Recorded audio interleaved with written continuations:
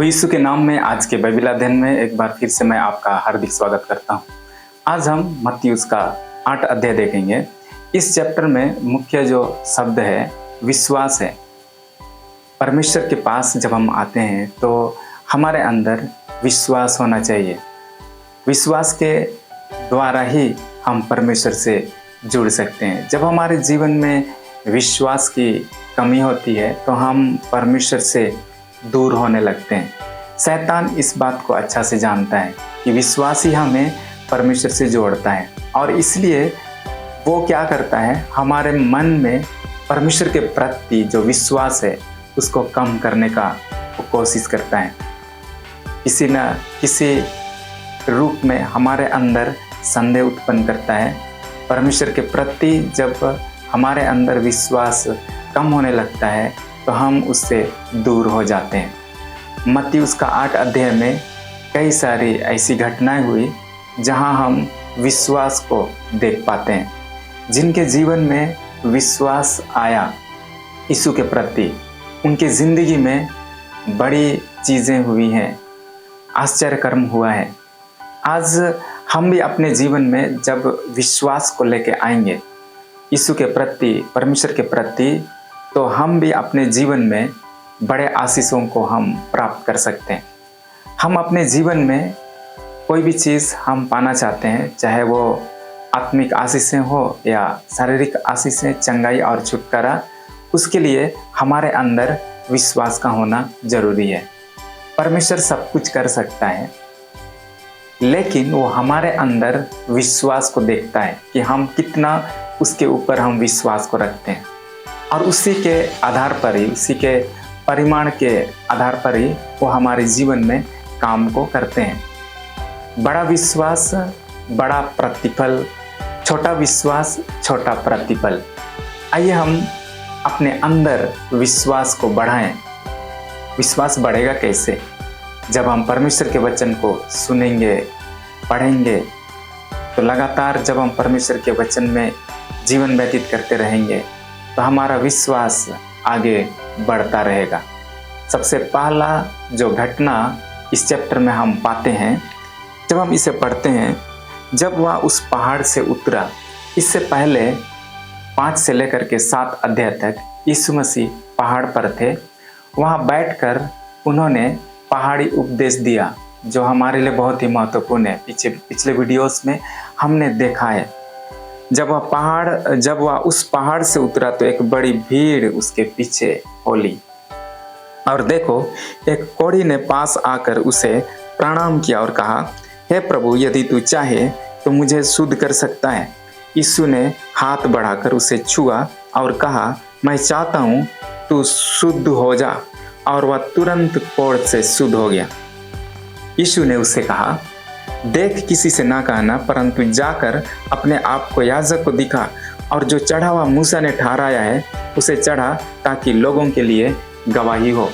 जब यीशु मसीह पहाड़ी उपदेश देकर पहाड़ से जब नीचे उतरे तो उसके पीछे एक बड़ी भीड़ होली। एक चीज़ हम यीशु के मिनिस्ट्री में हम पाते हैं, जहाँ भी यीशु जाते थे उसके पीछे एक बड़ी भीड़ हो लेती थी। उस समय वो एक आकर्षण का केंद्र थे। लोग वचन को सुनने के लिए, उसे चंगाई और छुटकारा को पाने के लिए भीड़ का भीड़ उसके पीछे रहते थे।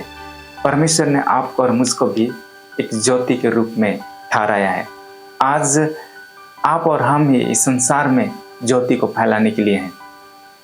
जब हम यीशु को अपने जीवन में लेते हैं तो लोग आपकी ओर आकर्षित होंगे। लोग आपसे कुछ पाना चाहते हैं। लोग आपके जीवन में यदि वचन होगा, आपके जीवन में यदि सामर्थ होगा, तो आपकी ओर भी लोग खींचे चले जाएंगे। यीशु मसीह के पीछे एक बड़ी भीड़ होली, लेकिन उसके बीच में एक महत्वपूर्ण घटना का बाइबल रिकॉर्ड रखा है, जो एक कोढ़ी के विषय में। ये कोढ़ी यीशु के पास आया, और क्या लिखा है बाइबल में? पास आकर उसे प्रणाम किया। जब कोढ़ी यीशु के पास आया, उसने उसको प्रणाम किया। ये कोढ़ी जो समाज उसको बाहर कर दिया था।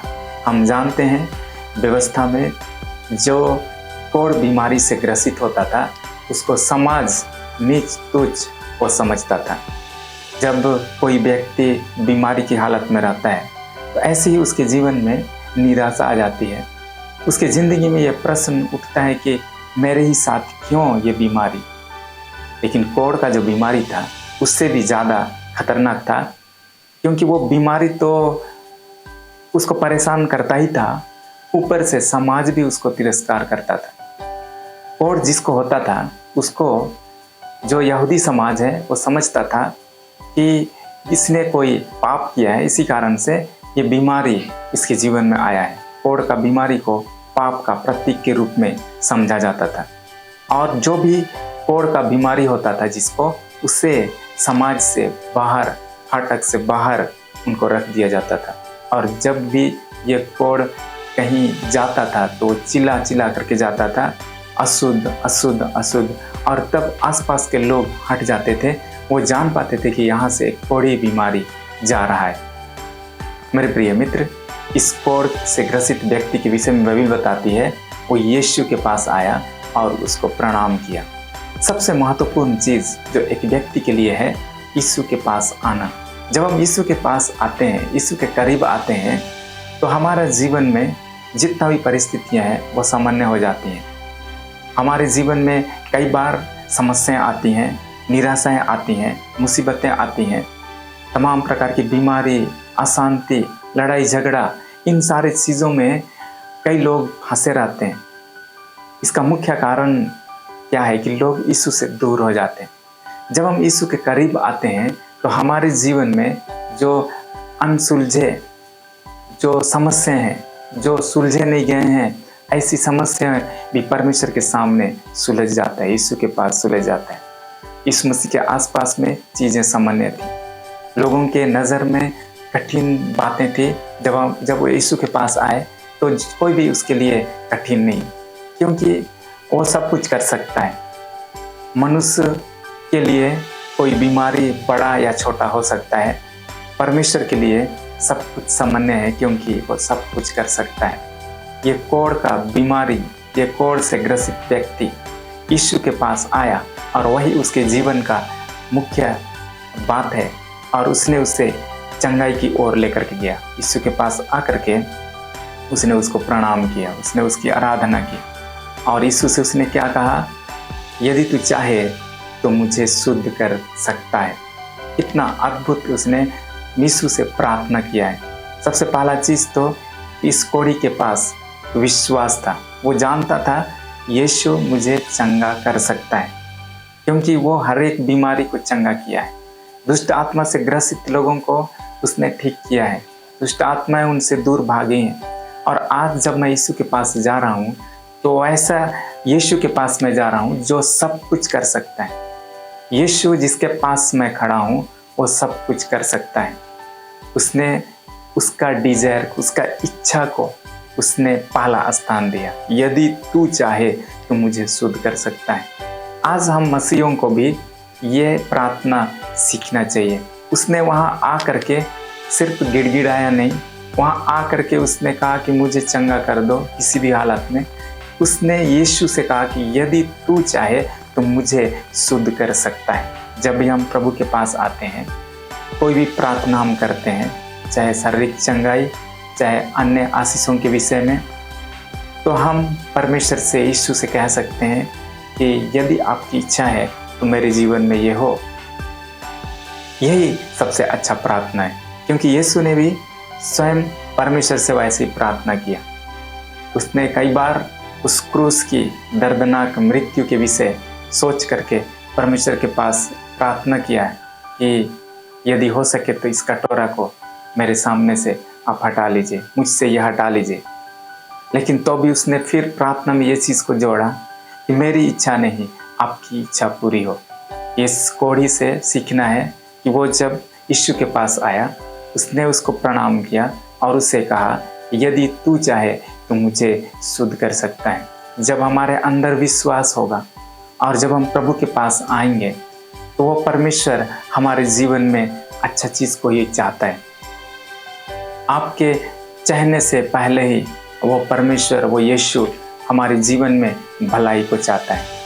यीशु कभी भी हमारे जीवन में बुरा नहीं चाहता है। वो परमेश्वर चाहता है कि आप अच्छा से जीवन व्यतीत करें, शांति में जीवन व्यतीत करें, आप घटी कमी में नहीं भरपूरी में जीवन व्यतीत करें। लेकिन कई बार हमारे अंदर विश्वास का कमी होता है और कई बार हमारे जो विचार होते हैं वो गलत विचार से हम प्रभु के पास आते हैं, गलत विचार से हम चीज़ों को पाना चाहते हैं।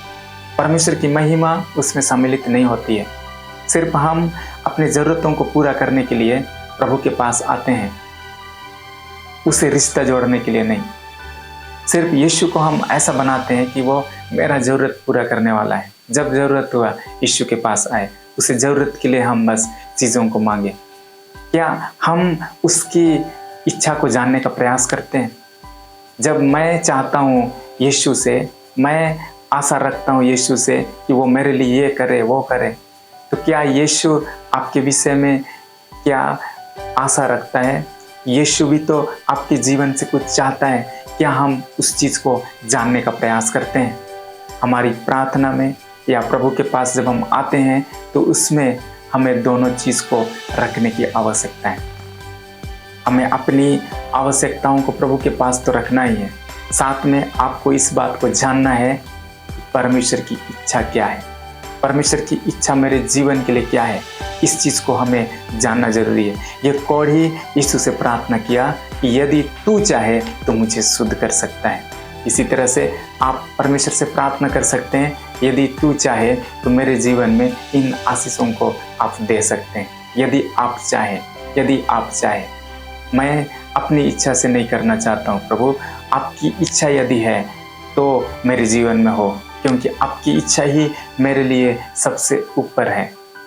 ऐसा हमारा भी सोच होना जरूरी है। ये व्यक्ति परेशानी में था, ये व्यक्ति को समाज ने तिरस्कार किया था, तो भी जब यीशु के पास आया तो उसने यीशु से कहा कि यदि तू चाहे तो मुझे शुद्ध कर सकता है। यीशु ने हाथ बढ़ाकर उसे छुआ और कहा, मैं चाहता हूँ तू शुद्ध हो जा। कोढ़ी को कोई छूना नहीं चाहता क्योंकि ये संक्रामक बीमारी है, उससे वो दूर दूर भागते थे। यीशु ही एकमात्र उस यरूशलेम में, इज़राइल में ऐसे व्यक्ति थे जो कोढ़ियों को छूते थे। लोगों को डर था कि यदि मैं कोढ़ी को छू लूँगा, यदि मैं कोढ़ी के संपर्क में आऊँगा तो वो कोढ़ मेरे जीवन में भी आ जाएगा। यीशु ने कोढ़ियों को भी छुआ, उनके जीवन में संक्रमण नहीं हुआ। यीशु के पास जो सामर्थ था उसके द्वारा कोढ़ी चंगे हो गए। यीशु ने कहा कि मैं चाहता हूँ। यीशु मसीह चाहता है आपके जीवन में सारी चीज़ें अच्छा होने के लिए। कई बार हम अपनी जिद के कारण, हम अपनी सांसारिक अभिलाषाओं के कारण हम ज़रूरतों को लेकर प्रभु के पास आते हैं। हमारे जीवन में आराधना नहीं है, महिमा नहीं है, परमेश्वर की इच्छा हमारे अंदर नहीं है, सही विश्वास हमारे अंदर नहीं है। हमें खुद को भी झांकने की आवश्यकता है कि परमेश्वर मेरे जीवन से क्या चाहता है। और तब यीशु ने उसको छुआ और वो शुद्ध हो गया। आगे बाइबल क्या बताती है? और वह तुरंत कोढ़ से शुद्ध हो गया। यीशु ने उसे कहा, देख, किसी से ना कहना, परंतु जाकर अपने आप को याजक को दिखा और जो चढ़ा हुआ मूसा ने ठहराया है उसे चढ़ा, ताकि लोगों के लिए गवाही हो। यीशु उनसे निर्देश दिए कि किसी को ना कहना, तो याजक को दिखा। व्यवस्था में यही था कि जब भी कोई कोढ़ से शुद्ध होता था तो याजक के सामने वो जाता था और याजक उसको चेक करता था और इस चीज़ का डिक्लेरेशन करता था कि ये व्यक्ति शुद्ध है, अब समाज इसको शुद्ध माने। इस तरह से उसको डिक्लेयर करता था। एक चीज़ हम यहाँ से जान पाते हैं कि यीशु ने उस कोढ़ी को याजक के पास भेजा ताकि याजक उसको चेक करे और वहाँ ये व्यक्ति गवाही दे सके कि यीशु ने मेरे जीवन को शुद्ध किया है, यीशु ने मेरे जीवन को चंगा किया है। ये गवाही उस याजक के पास हो और ये बात प्रूव हो जाए कि व्यवस्था के पास जो सामर्थ्य नहीं है, सिर्फ वो कोढ़ियों को अशुद्ध मानता है, अशुद्ध प्रूव कर सकता है, लेकिन व्यवस्था कोढ़ियों को शुद्ध करने का ताकत नहीं रखता है। एक व्यक्ति आया है जो व्यवस्था से भी बड़ा है, वो कोड़ियों को शुद्ध करने का ताकत रखता है और इसलिए उसके ऊपर विश्वास करने की जरूरत है। व्यवस्था दोषी ठहराने वाला है, लेकिन वो उस दोष को समाप्त करने का ताकत नहीं रखता है। जब व्यवस्था मूसा को दिया गया, उसके द्वारा से मनुष्य अपने आप को समझा कि मैं पापी हूँ और उस पाप से मुक्ति प्राप्त करने के लिए, धर्मी बनने के लिए यीशु का लहू ही है। जब यीशु इस संसार में आए, उसने अपना कीमती लहू को बहाया। उसके लहू से ही आपका और मेरा दाग, आपका और मेरा पाप मिट गया।